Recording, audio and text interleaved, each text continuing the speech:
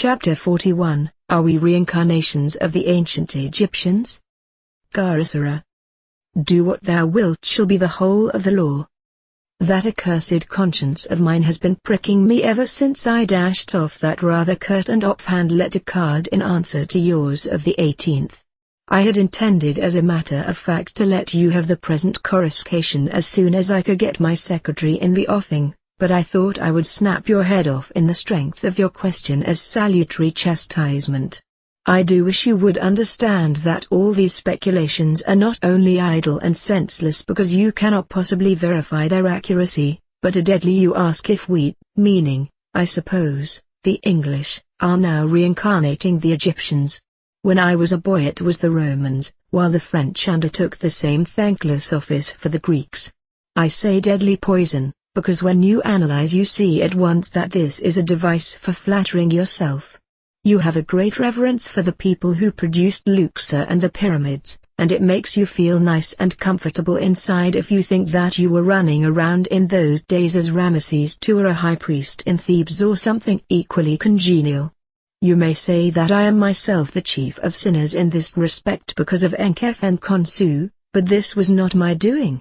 It was imposed upon me by the Book of the Law, and I do not feel particularly flattered or comforted by this identification.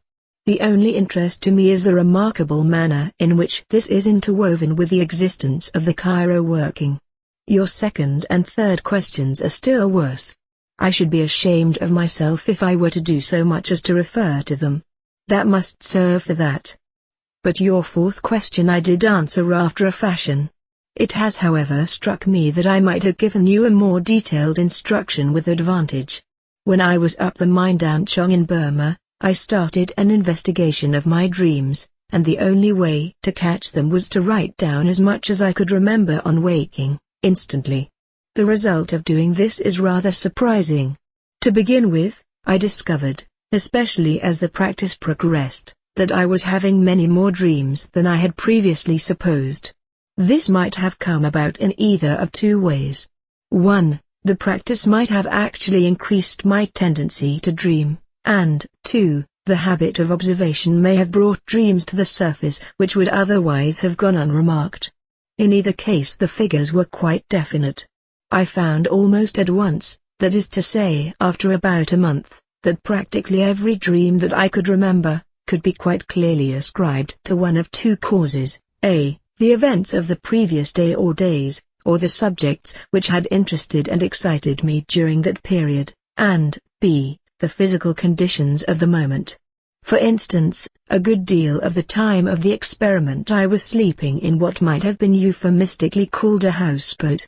It was liable to leak, and on such occasions as I woke to find water trickling down my nose, I found that the dream from which I had awakened was an adventure of some sort in connection with water.